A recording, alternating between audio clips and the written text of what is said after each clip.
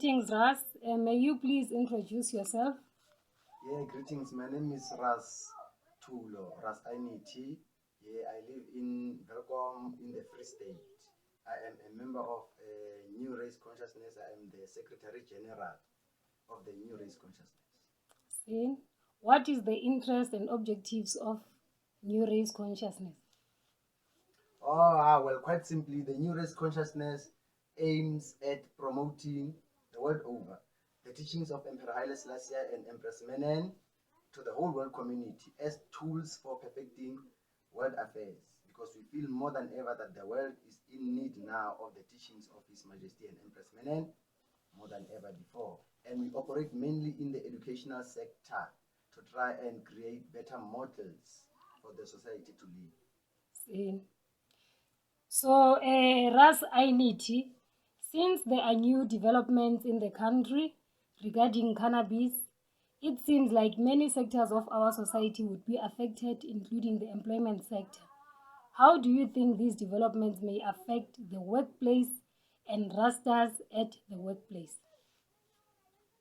Yes, I think it's an opportunity for both the members of the Rastafari community and the employers at the workplace to learn about one another, because the Rastafari community have specific attributes that can benefit the workplace, and we have different schools of thought, we have different perspectives that can enrich the philosophies and the perspectives of the employer. So I think it affords both the employers and the Rastafari community a good platform for learning, as well as South Africa, because it is a development in the entire country. It is a development that has come as a result of a constitutional court ruling.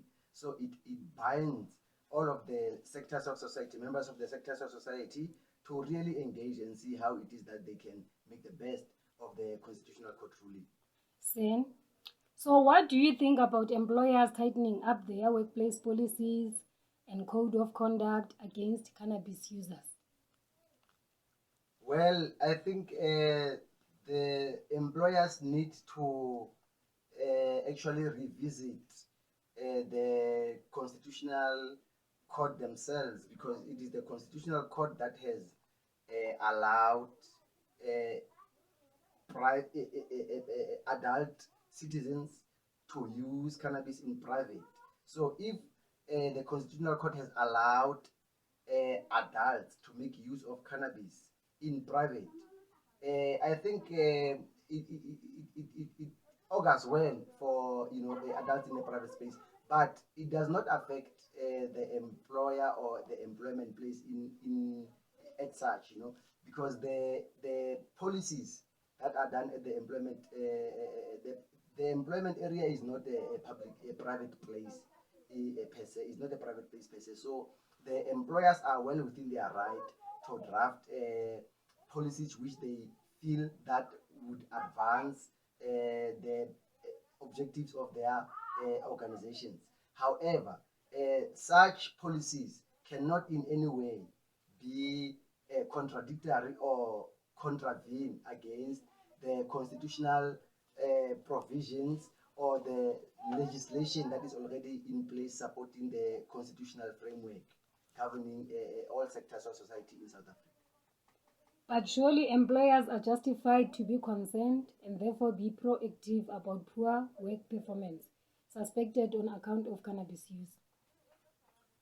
Yes, well, the employers they have a right to be concerned, and they also have remedies available to themselves, because the first thing that they cannot do is to uh, introduce policies which would contravene the constitutional court ruling of adults making use of cannabis in their private homes, and therefore want to punish adults for making use of cannabis at their private homes at the workplace. They can develop regulations which prohibit cannabis at the workplace. And if they in any way suspect that the employee poorly performs on account of cannabis use, there are remedies available to the employer. The employer may put the employee under a probationary period to check if the underperformance of the employer is consistent or not. And remember, the employer also has to create the environment that is well conducive for the employee to be able to perform to the satisfactory level of the employer. So the burden of performance does not only lie on the employee, it also lies with the employer, because the employer in essence hires the services of the employee. They don't hire the person of the employee. The person of the employee still have the right to their own person, and the relationship, the employment relationship, cannot in any way violate either the rights of the employee or the rights of the employer.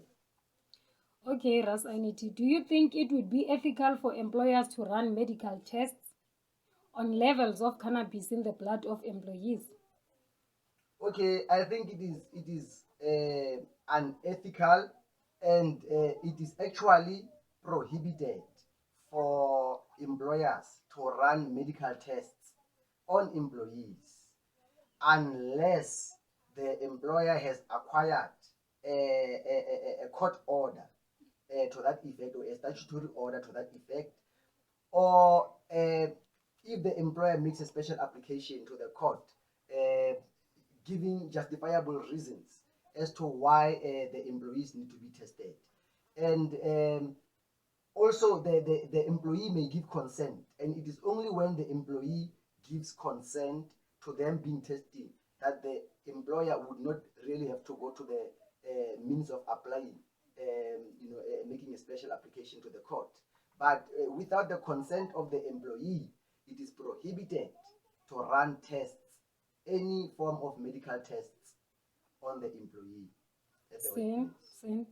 How will the stringent employer policies against cannabis or cannabis consumption at the workplace affect communities which use cannabis for their religious and cultural purposes, especially the Rastafari community in South Africa? Well, the Rastafari community in South Africa has pronounced itself on various occasions to the South African government. The South African government has, on its part, conducted studies into the Rastafari community, into their way of life, their religious aspects, and the Rastafari community are currently members of the community council of the CRL Commission. The CRL Commission is a Chapter 9 institution that is there to safeguard and protect democracy in South Africa. That institution has recognized the Rastafari community as a religious and a cultural and a linguistic community, an indigenous community in South Africa. There are reports which have been tabled, which have been developed by the CRL Commission at state expense. And these reports should have been consulted. And with me now, I have the 2012 CRL Commission recommendations with regard in particular to the Rastafari community.